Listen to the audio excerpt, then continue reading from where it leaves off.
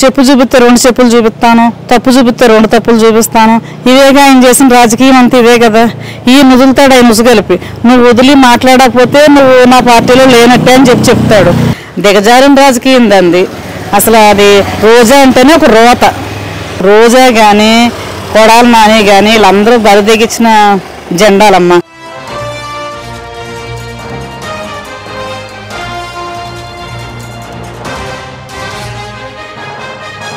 మరి కూటమి ప్రభుత్వం వచ్చి సంవత్సరం అవుతుంది కదా, ఈ సంవత్సరం వరకు పరిపాలన అనేది ఎలా అనిపించింది? చాలా చాలా బాగుందండి.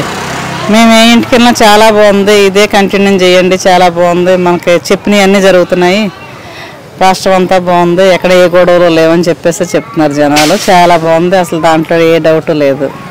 మరి రీసెంట్గా మనం చూసుకుంటే పేర్ని నాని గారు మరి కొన్ని వ్యాఖ్యలు అయితే చేశారు కదా, దీని మీద మీ రియాక్షన్ ఏంటి? పేరుని నాని చేస్తాడు అనుకునే దానికంటే ఇది జగన్మోహన్ రెడ్డి వ్యూహం అనుకోవాలమ్మా మనం. ఎందుకంటే పేరుని నాని వీళ్ళందరూ వాళ్ళకి జెండాలు లాంటి వాళ్ళు కాబట్టి జగన్ జెండాలు ఇవన్నీ.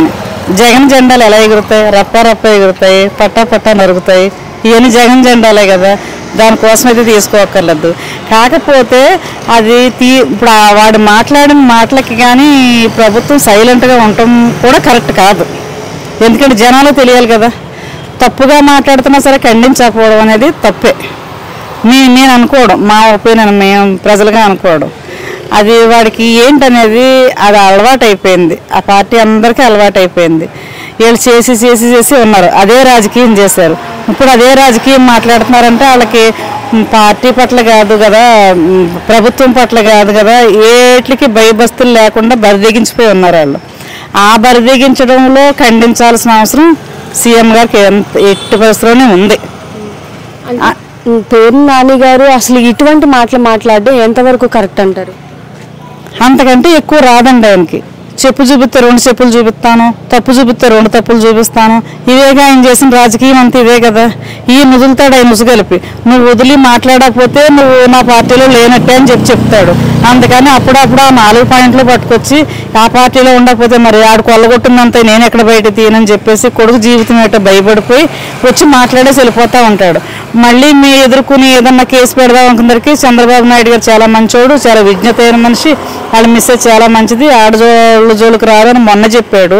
నేను ఈ గడ్డి తిని మళ్ళీ ప్రభుత్వంలో మనం చెప్పకుండా వెళ్ళిపోవాలి, సైకి చేసి నరికేయాలి, చెప్పాలా ఏంట్రా అని చెప్పడం అంటే అది ఎంత ఎదవ మాట అంటే దానికి మించిన మాట ఉండదు. రోజా కానీ కొడాలి నాని కానీ వీళ్ళందరూ బరిదెగించిన జెండాలమ్మ. ఈ జెండాలను మాత్రం అరికట్టాల్సిన అవసరం ఉంది.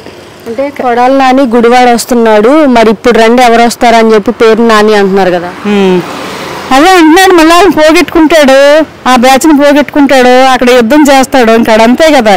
బ్యాచ్కి ఏంటి పాపం, వీళ్ళ వెనకాల తిరిగి మనం బతికాం, ఇప్పుడు వాళ్ళ వెనకాల తిరిగే బతకాలి అనే ఆలోచనలో కొంతమంది ఉండిపోయారు. కొంతమంది ఎటు కాకుండా వలస వెళ్ళిపోయి బతుకుతున్నారు. ఈ దరిద్రం వద్దు మనకి, ఆ మంచి వద్దు, ఈ దరిద్రం వద్దు, ఆ మంచి దాంట్లోకి వెళ్దామంటే ఈ దరిద్రం మనం బతకడెవరు. ఇలా కాదు, మనం ఎక్కడికన్నా వెళ్ళిపోయి మన పిల్లల్ని తీసుకుని వెళ్ళిపోతే మంచిదని చెప్పేసి వెళ్ళిపోయి బతుకుతున్నారు. ఇంకా బతకలేని వాళ్ళు వీళ్ళ గడ్డి తింటా బతికే వాళ్ళు అక్కడ ఉండి వాడు చెప్పగానే పరిగెత్తుకొచ్చేస్తున్నారు. అలాంటి వాళ్ళది చెల్లదమ్మా. ఇది దొంగలకు రాజకీయం కాదు, చెడ్డోళ్ళకి రాజకీయం కాదు. ఏ పార్టీలో ఉన్నా చెడ్డ రాజకీయం నాకు కుదరదనే చెప్తున్నాడు ఆయన. కానీ అంత సున్నితంగా చెప్పడం కూడా కరెక్ట్ కాదు. వాళ్ళని ఎందుకంటే ఇప్పుడు మాట్లాడిన 24 గంటల్లో యాక్షన్ తీసుకోవాల్సిన అవసరం ఉంది. అది మాకైతే నచ్చట్లేదు. మరి అది లా అండ్ ఆర్డర్ ఇదవుతుందా లేదంటే మరి సీఎం గారి దృష్టికి వెళ్ళి ఆలోచించే టైం ఉండట్లేదా మాకు తెలియట్లేదు. కానీ మమ్మల్ని అందరూ అడగటమే, అంత రెచ్చిపోయి అడిగే అతన్ని ఎందుకు మీరు అలా ఉపేక్షిస్తున్నారు, రోజాను ఉపేక్షిస్తున్నారు, వీళ్ళందరికీ మీరు ఎందుకు భయపడుతున్నారు అన్న టైపులో మమ్మల్ని అడుగుతున్నారు. కానీ కాలం నిర్ణయిస్తుంది. 100 తప్పులు ఇంకా అవ్వలేదేమో వాళ్ళకి, మనం చూసేదానికి 100 తప్పులు అయిపోయినా దేవుడి విషయంలో అవ్వలేదేమో. ఆ రోజు వస్తుందని చెప్పేసి చూస్తున్నారమ్మా, అంతేగాని చేతగాకైతే కాదని చెప్తున్నాం. ఇది లోకేష్ గారు కానీ, చంద్రబాబు గారు కానీ, పవన్ కళ్యాణ్ గారు కానీ ఎంత తొందరగా తీసుకుని వాళ్ళకి కఠిన చర్యలు తీసుకుని అది లా అండ్ ఆర్డర్ ప్రకారంగానే అలా బయట మాట్లాడకూడదు. ఒక మంత్రి మాట్లాడితే ఒక కార్యకర్త మాట్లాడతాడు, కార్యకర్త మాట్లాడితే ఇంకో కార్యకర్త పోట్లాడతాడు. ఇలా జరుగుద్ది, ఈ రాష్ట్రం ఎక్కడ పోద్ది అనే దీన్ని తీసుకుని వెళ్ళి కఠిన చర్యలు తీసుకోవాలని మేము కోరుకుంటున్నాం అమ్మా అందరం. రోజా గారు కూడా అంటున్నారు కదమ్మా బాబు గారి మేనిఫెస్టో ఒక బోటుకం మేనిఫెస్టో అని. మరి బోటకం అనుకునే పాపం ఈ బోటకం మనిషి తెలియక కదా నిన్ను చంద్రబాబు గారే కదా తీసుకొచ్చింది. నీకు రాజకీయ భిక్ష పెట్టిందే చంద్రబాబు గారు. నువ్వు బోటకం దానిమని ఆయనకి అర్థం కాకపోయింది. ఈ బోటకం మనుషుల కోసం ఆయనకి అర్థం కాకపోతుంది. ఆయన మనస్తత్వం ఎలాడదో మీ ఎదరోళ్ళది కూడా అదే అనుకుంటున్నాడు. ఆయన గమనించలేకపోతున్నాడు. కాబట్టి నువ్వు ఈ పార్టీని కానీ మనుషులను కానీ అనడానికి నీకు ఏ కోచానే సరిపో. నీ లైఫే కాదు, నీ బతికే కాదు. నువ్వు ఇంకెంతకంటే దిగజారిన మాటలైతే మేము మాట్లాడలేం. కానీ దిగజారిన రాజకీయం దంది అసలు. అది రోజా అంటేనే ఒక రోత. అలాగే మరి పింఛన్లు కూడా మరి చంద్రబాబు నాయుడు గారు స్వయంగా వెళ్ళి ఇవ్వడం కానివ్వండి, మరి ఆయన పింఛన్ ఇచ్చే ఇంట్లో ఏదైనా సమస్య ఉంటే ఆ సమస్య తీర్చడం కానివ్వండి, ఎలా అనిపించిందమ్మా? ప్రతి దానికి నేను నా దృష్టికి తీసుకురండి. నేనైతే ఎలా చేస్తున్నాను. ప్రతి కార్యకర్త, ప్రతి ఎమ్మెల్యే, ప్రతి ఎంపీ ఇదే రకంగా చేసుకురండి. అందరికీ మంచి చేయండి. పార్టీ బలపడటం పక్కన పెట్టండి. మనం ప్రజలకి మంచి నిర్దేశం చేయాలి, ఆయన మంచిగా తయారు చేయాలి అన్నదే ఆయన జయం అయిపోయింది. అది ఎలాగో జరుగుతుందండి. దానికోసం మేము చాలా సంతోషిస్తున్నాం. లోకం అంతా సంతోషిస్తుంది, రాష్ట్రాలు సంతోషిస్తున్నాయి.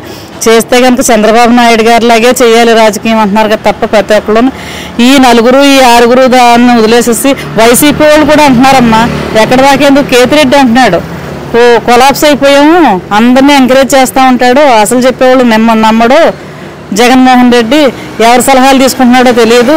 వీళ్ళందరినీ ఒక్కసారి పిలిచి మీరు ఎందుకు మాట్లాడుతున్నారని ఎందుకు అడగలేదు, అడుగుంటే ఈ రకం రాదు కదా. ఆయన ప్రోత్సహించి సరే అని చెప్పేసి వాళ్ళకి తంబి పెట్టి వాళ్ళకి శంఖం ఒత్తుంటే ఇంకెళ్ళి ఇలాగ అవ్వకపోతే ఏం చేస్తారని ఆయనే చెప్పాడు. ఒక మాటలో కూటమి ప్రభుత్వం గురించి ఏం చెప్తారు? కూటమి ప్రభుత్వం అసలు సంవత్సరంలో అన్నీ చేసేసిందమ్మా. ఇంకెవరు 15th బస్సు వదులుతారు. 1500ది బస్సు 2 ఉన్నాయి. ఆ 2 రేపు 15th అలా వదులుతారు. ఇంకా అనుకోలేని కూడా చేసింది.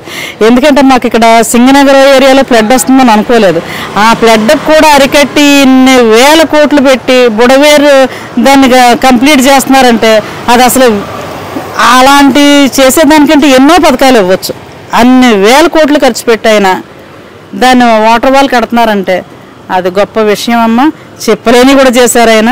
ఇలా చెప్తాను, ఇలాగ స్కూల్కి వస్తాను, స్కూల్ పిల్లలకి ఎంత వీళ్ళని అప్రోచ్ చేస్తాను, వీళ్ళని కూర్చోబెట్టుకుంటాను, వీళ్ళతో ఇలాంటివి ఏం చెప్పలేదు ఆయన. పిల్లని మనిషిని టీచర్ని నడుము తట్టి మీకు ఏం కావాల్సిన చేసే బాధ్యత నాది, పిల్లల్ని మాత్రం తీర్చిదిద్దాల్సిన విషయం మీదని చెప్పేసి ప్రతి విలేజ్కి వెళ్తున్నారు, ప్రతి పట్టణానికి వెళ్తున్నారు. చాలా బాగుందని అందరూ చెప్పుకుంటున్నారమ్మా. ఇది ఎప్పుడు మాకు తెలియదు, కానీ విని ఈ రోజులు మాకు వస్తాయనుకోలేదు. మాకు చాలా ఆనందంగా ఉందని చెప్తున్నారు అందరూ.